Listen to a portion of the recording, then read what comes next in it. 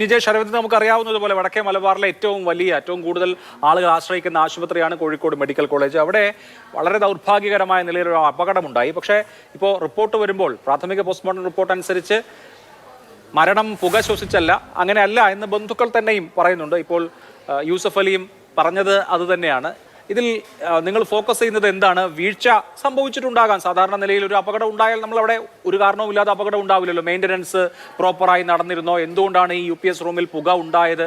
അങ്ങനെ പുക ഉണ്ടായപ്പോൾ വളരെ കൃത്യമായി പ്രോട്ടോകോൾ പാലിച്ച് എല്ലാവരെയും ഒഴിപ്പിക്കാൻ കഴിഞ്ഞു? ഇങ്ങനെയുള്ള ചോദ്യങ്ങൾ നിലനിൽക്കുമ്പോൾ തന്നെയും കുറേയൊക്കെ ആശ്വാസകരമായ നിലയിൽ ഈ അപകടം മാനേജ് ചെയ്യാൻ കഴിഞ്ഞു എന്ന് തോന്നുന്നുണ്ടോ?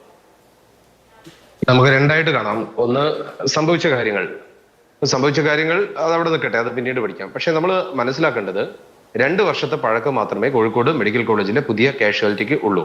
എന്ന് പറഞ്ഞാൽ ആധുനിക സൗകര്യങ്ങളുണ്ട് എന്ന് ഉറപ്പുവരുത്തിയതിനു ശേഷം മാത്രം സർട്ടിഫൈ ചെയ്ത നമ്പർ കിട്ടിയ ഒരു ബിൽഡിംഗ് ആണ് കോഴിക്കോട് മെഡിക്കൽ കോളേജിലെ പുതിയ കാഷ്വാലിറ്റി. അപ്പൊ അങ്ങനെ വരുമ്പോൾ ഒരു ഫയർ ആൻഡ് സേഫ്റ്റി സംവിധാനം, ഏറ്റവും പുതിയ ടെക്നോളജി ഉപയോഗിച്ചിട്ടുള്ള ഫയർ ആൻഡ് സേഫ്റ്റി സംവിധാനം അതിനകത്ത് ഉണ്ടായിരിക്കണം. അത് ഉണ്ടായിട്ടില്ല എന്നുള്ളതാണ് ഒന്നാമത്തത്. 2, അവിടെ പെട്ടെന്നൊരു സംഭവം ഉണ്ടായി. ആളുകൾക്ക് എമർജൻസി വാതിലേക്ക് ഓടി. എമർജൻസി വാതിൽ തുറക്കുന്നില്ല, അത് അടച്ചിട്ടതാണ്. ഇനി അത് തുറന്നു ചവിട്ടി പൊളിച്ചപ്പോൾ അതിന് പുറത്ത് കാണുന്നത് വലിയ മാലിന്യ കൂമ്പാരമാണ്. അതുകൂടി നീക്കിയതിനു ശേഷം വേണ്ടി ആളുകൾക്ക് പോകേണ്ടി വന്നു. കുറെ പേർ റാമ്പിലൂടെ ഓടുന്ന സമയത്ത് ഓടാൻ കഴിയുന്നില്ല. അവിടെ പഴയ കട്ടിലും പഴയ കിടക്കയും പഴയ സാധനങ്ങളും കൂട്ടിയിട്ടിരിക്കുകയാണ്. റാമ്പിലൂടെ ഇറങ്ങി വരാൻ പറ്റുന്നില്ല. ഇതൊക്കെ സംഭവിച്ചിരിക്കുന്നത് അവിടെയുള്ള അഡ്മിനിസ്ട്രേഷന്റെ പരാജയമാണ്. അത് നമ്മൾ അംഗീകരിച്ചത്. കോഴിക്കോട് മെഡിക്കൽ കോളേജിനകത്ത് കാഷ്വാലിറ്റിയിലെ എമർജൻസി വാതിൽ തുറക്കുന്നില്ല എങ്കിൽ, ഞാൻ സംഭവിച്ച കാര്യങ്ങളിലേക്ക് തുറക്കുന്നില്ല എങ്കിൽ, റാമ്പിൽ പഴയ സാധനങ്ങൾ കൂട്ടിയിട്ടിട്ടുണ്ട് എങ്കിൽ, എമർജൻസി വാതിലിന്റെ മുന്നിൽ ഈ മാലിന്യം കൂട്ടിയിട്ടുണ്ട് എങ്കിൽ, അതൊക്കെ മനുഷ്യരായ ആളുകൾ തന്നെ മെയിൻറ്റെയിൻ ചെയ്യേണ്ട ആളുകൾ ചെയ്യാത്തത് കൊണ്ടാണ്. ഇനി രണ്ടാമത്തെ കാര്യം, ഞാൻ നേരത്തെ പറഞ്ഞു, ഇത് 2 വർഷം കഷ്ടിയായിട്ടേ ഉള്ളൂ പുതിയ കാഷ്വാലിറ്റിക്ക് വന്നിട്ട്. അങ്ങോട്ട് ഒറ്റ വഴിയേ ഉള്ളൂ. നമ്മളൊക്കെ മനസ്സിലാക്കേണ്ടത് ഒരു വഴി മാത്രമാണുള്ളത്. നമ്മുടെ കാരന്തൂർ റോഡിലെ വയനാടേക്ക് പോകുന്ന വഴിയിൽ നിന്ന് ഒറ്റ എൻട്രൻസ് മാത്രമാണുള്ളത്. പഴയ കാഷ്വാലിറ്റി എന്തെല്ലാം പ്രയാസങ്ങൾ ഉണ്ടെങ്കിലും പഴയ കാഷ്വാലിറ്റിക്കകത്തേക്ക് മെയിൻ ഗേറ്റിലൂടെ വരാമായിരുന്നു, താഴെ ഡെന്റൽ കോളേജിന്റെ അടുത്തുകൂടി വരാമായിരുന്നു, ഇപ്പുറത്ത് മോർച്ചറിയുടെ സൈഡിൽ കൂടി വരാമായിരുന്നു. ഇനി വേണമെങ്കിൽ മെയിൻ എൻട്രൻസ് കൂടി കയറിയിട്ട് കോഫി ഹൗസിന്റെ മുന്നിലൂടെ മോർച്ചറി കൂടി വരാമായിരുന്നു. 4 എൻട്രൻസ് ആ മെഡിക്കൽ കോളേജ് ഉണ്ടായിരുന്നു. ഇന്നലെ ഏറ്റവും കൂടുതൽ അനുഭവിച്ചത് എന്തുകൊണ്ടാണ്? ഒറ്റ വഴി മാത്രമേ ഉള്ളൂ. മെഡിക്കൽ കോളേജിലേക്ക് ആംബുലൻസ് ഓടി വന്ന സമയത്ത് വഴികൾ മൊത്തം ബ്ലോക്കായി. ആ ബ്ലോക്ക് ആയതുകൊണ്ട് പകരം ഒരു വഴി കണ്ടെത്താൻ കഴിയാതെ അടച്ചുപൂട്ടിയ അവസ്ഥയിലാണ്. ഇന്ന് അവിടെ തദ്ദേശീയരായ ആളുകൾ കഴിഞ്ഞ കുറെ കാലമായി മെഡിക്കൽ കോളേജുമായി ചെയ്യുന്ന ഒരു ഫൈറ്റ്, വാതിലുകൾ അടച്ചുപൂട്ടിയ, റോഡുകൾ അടച്ചുപൂട്ടിയതുമായി ബന്ധപ്പെട്ടാണ്. ഒരു പുതിയ കാഷ്വാലിറ്റി സൗകര്യം വരുമ്പോൾ അവിടേക്ക് ഒന്നിലധികം വഴികൾ വേണ്ടേ? കോഴിക്കോട് പോലെ വളർന്നുകൊണ്ടിരിക്കുന്ന ഒരു പട്ടണത്തിൽ റോഡ് എപ്പോഴും ബ്ലോക്ക് ആവുന്നു. ഇപ്പൊ ആകെ ഒരു വഴി മാത്രമേ ഉള്ളൂ. യഥാർത്ഥത്തിൽ ഇഷ്ടം പോലെ വഴികൾ. നമുക്കറിയാം, ഡെന്റൽ കോളേജിന്റെ ഗേറ്റ് 8 മണിക്ക് അടയ്ക്കും. ആ ഗേറ്റ് തുറന്ന് നേരെ വന്നു കഴിഞ്ഞാൽ വീണ്ടും എത്തുന്നത് ഈ കാഷ്വാലിറ്റിയുടെ അടുത്തേക്കാണ്. പക്ഷെ അവിടെ ഗേറ്റ് അടച്ച് മതിൽ കെട്ടി തിരിച്ചിരിക്കുന്നു. നേരെ തുറന്നു കിട്ടാൻ മതി. പുതിയ പഴയ എൻട്രൻസിലൂടെ വന്നു കഴിഞ്ഞാലും വേണമെങ്കിൽ അങ്ങോട്ട് കയറാം. പക്ഷെ അവിടെ മതിൽ കെട്ടിയിരിക്കുന്നു. പഴയ കാളാണ്ടിത്താഴം. ഇപ്പൊ ഈ റോഡൊക്കെ ബ്ലോക്ക് ആവുന്ന സമയത്ത് കോഴിക്കോട് നഗരത്തിൽ വലിയ ബ്ലോക്ക് ഇല്ലാത്ത റോഡാണ് പുതിയ ബൈപ്പാസ് റോഡ്. നമ്മുടെ ചേവറമ്പലത്തുകൂടി കടന്നു പോകുന്ന വയനാടേക്ക് എത്തുന്ന ആ ബൈപ്പാസ് റോഡ്. ആ റോഡിൽ നിന്ന് നേരെ 1 കിലോമീറ്റർ വേണ്ട, 600 മീറ്റർ കയറി കഴിഞ്ഞാൽ മെഡിക്കൽ കോളേജ് കാഷ്വാലിറ്റിയാണ്. പക്ഷേ ആ റോഡിലൂടെയും കയറി കഴിഞ്ഞാൽ കാഷ്വാലിറ്റിക്ക് എത്തിയില്ല, വീണ്ടും കറങ്ങി പോകണം. സൂപ്പർ സ്പെഷ്യാലിറ്റിയിലേക്ക് കിടക്കണമെങ്കിൽ അവിടെയും റോഡ് ബ്ലോക്ക് ചെയ്തിട്ടാണ്. അപ്പൊ ഒരു പ്ലാനിങ്ങിന്റെ വലിയ കുറവ് അവിടെ ഉണ്ടായിട്ടുണ്ട് എന്നുള്ളത് മനസ്സിലാക്കണം. എന്തുകൊണ്ടാണ് ഒരു എൻട്രൻസ് എന്നത് വരുന്നത്? അവിടെയാണ് നമ്മൾ പഠിക്കേണ്ടത്. ചില കച്ചവട താല്പര്യങ്ങൾ, മെഡിക്കൽ കോളേജിന്റെ മുഖം അങ്ങോട്ട് മാറുമ്പോൾ അതിനടുത്തുള്ള ചില ആളുകൾക്ക് കൂടുതൽ സൗകര്യപ്രദമായി വരുന്നു. ഒരു രോഗിക്ക് വരുന്ന ആളുകൾക്ക്, അല്ലെങ്കിൽ ഉണ്ടാകാൻ പോകുന്ന ഒരു ക്രൈസിസിന്, പ്രശ്നത്തിന് പരിഹാരം എന്ന നിലയിൽ അല്ല അതിനെ കാണുന്നത്.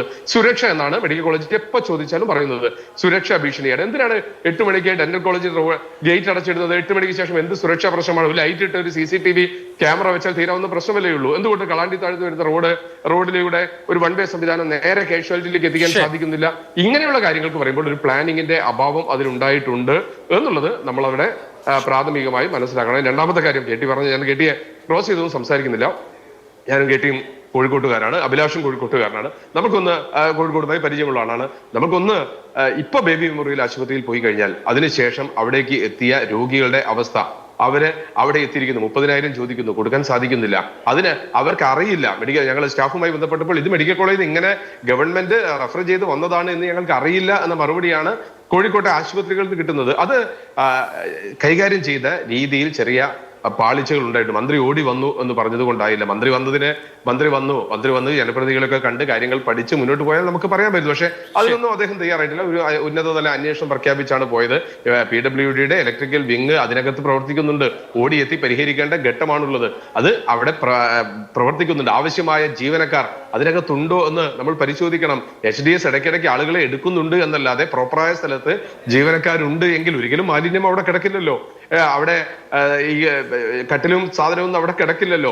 ഇനി ഒരു കൃത്യമായ പ്ലാനിങ്, ഏകദേശം 300 ഏക്കർ വരുന്ന സ്ഥലത്തേക്ക് ഒരു എൻട്രൻസ് മാത്രമുള്ള ഒരു കാഷ്വാലിറ്റി അവിടെ ഉണ്ടാവില്ലല്ലോ. അപ്പൊ അതിനൊക്കെ വലിയ പരാജയങ്ങൾ വന്നിട്ടുണ്ട് എന്ന് സമ്മതിച്ചുകൊണ്ടും അത് തിരുത്തിക്കൊണ്ടും മാത്രമേ മുന്നോട്ട് പോകാൻ പറ്റൂ. ക്രൈസിസ് എപ്പോഴും ഉണ്ടാകാം, ഏത് സമയത്തും ഉണ്ടാകാം. ഈ 2 വർഷമായ കാഷ്വാലിറ്റിയിൽ ഇങ്ങനെ ഉണ്ടായത് അസ്വാഭാവികമാണ് എന്ന കാര്യത്തിൽ യാതൊരു സംശയമില്ല. പഴയ കെട്ടിടത്തിലായിരുന്നുവെങ്കിൽ നമുക്ക് അംഗീകരിക്കാമായിരുന്നു. പക്ഷെ ഏറ്റവും പുതിയ ടെക്നോളജി ഉണ്ടായിരുന്ന ഈ കാലഘട്ടത്തിൽ 2 വർഷം പ്രായമായ മാത്രമുള്ള സ്ഥലത്ത് ഏറ്റവും ആധുനികമായ ഉപകരണങ്ങൾ പൊട്ടിത്തെറിക്കുന്നുണ്ട് എങ്കിൽ അത് പരിഹരിക്കാനുള്ള സംവിധാനവും ഉണ്ടാവേണ്ടിയിരുന്നു. പിന്നെ അതിന്റെ കാരണങ്ങളെ സംബന്ധിച്ച് വിശദമായ അന്വേഷണം വേണം. 38 ബാറ്ററി യൂണിറ്റുകൾ കത്തിയിട്ടുണ്ട് എന്നാണ് ആദ്യത്തെ പ്രാഥമികമായ പരിശോധനയിൽ നിന്ന് വരുന്നത്.